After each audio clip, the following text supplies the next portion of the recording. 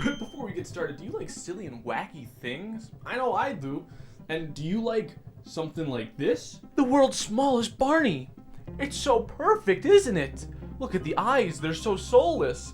You can just lose yourself for hours and hours and hours and hours looking into it, never escaping, never truly feeling safe again. As it corrupts you, takes everything that's good about you and turns it into mush. I know, it's pretty cool, huh? It's so cool, in fact, I'd probably call it a curiously awesome gift. Here's the thing, kiddos. What I just did there is a professional tactic called lying. I get that I come off very negative and mean-spirited towards a lot of things.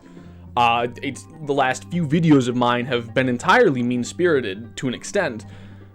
But that's because it's funny. I usually want to have a point to my bitching, because if you're bitching to bitch, you're just a bitch, you know? The main thing that gets to me is like waste, just abundance of stuff. I don't like it. It's ew, it's gross, it's ucky. It makes me want to like crumble into a ball of dust and disappear forever underneath the couch. I know I have stuff, but I don't like excess amounts of stuff. I think at some point you just need to stop buying things. You don't need another car, Suzanne. Welcome to modern day America as well, you know, where stuff is just made to be made. And that is absolutely the worst kind of stuff. Look, some stuff gets made in excess, sure, but at least a lot of it has a pretty solid purpose or some kind of fun behind it. You know what doesn't have any purpose? Anything and everything on VAT19. With the warning here, if you're a big fan of VAT19, don't watch any further, because I'm gonna give them one benefit of the doubt, but you gotta watch later. You gotta stick around to find out the one benefit of doubt. Or you could skip to it, but I'm not gonna tell you the timestamp, bitch. Die-hard VAT19 fans, I know you probably exist, maybe, but I need you to look me in the eye right now and tell me, do we really need bubble wrap suits in the world? Do we really need to put bubble wrap, something made out of plastic and is like really bad for the environment as it is?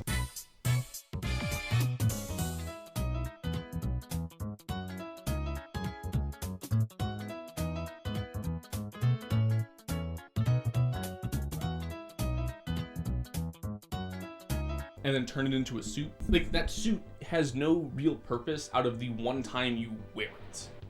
And be like, hey, look at me, I'm in a bubble wrap suit. Isn't this pretty funny? Don't I look pretty fly in a bubble wrap suit? And maybe you pop all the bubbles on it, but then what do you do with it? You gonna put it back in your closet? Are you? You just gonna have a bubble wrap, you're just gonna have that sitting there?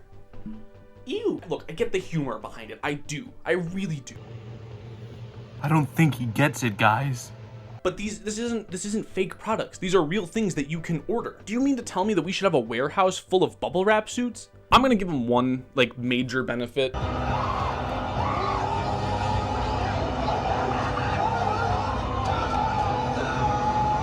Like, I think their toy section is brilliant. I am all for creative play. I don't think there's one set way to play at all. And VAT19 has a very vast selection of interesting ways for your kid to play with toys. Now back to the bitching. We're gonna take a peek into VAT19's pretty expansive list of food products. The best way to describe it is, ew, dude, you actually did that?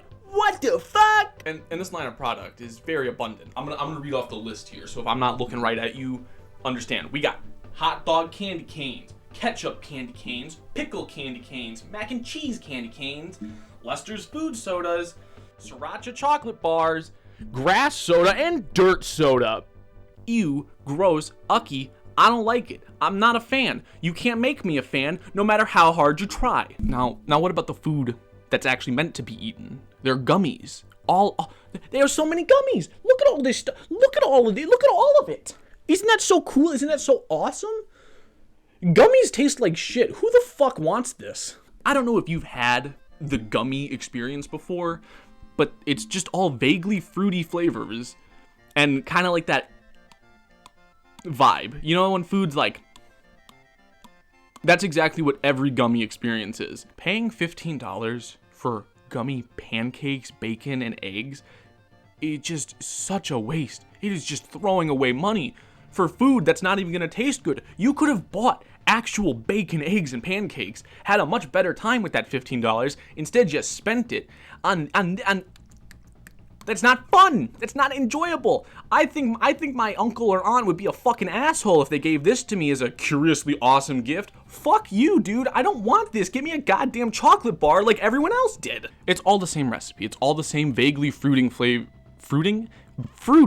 It's all the same recipe. It's all the same vague fruity flavoring.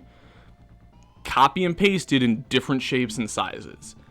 And the gelatin they use is probably super cheap to make. So why not make a 26-pound python out of gummies?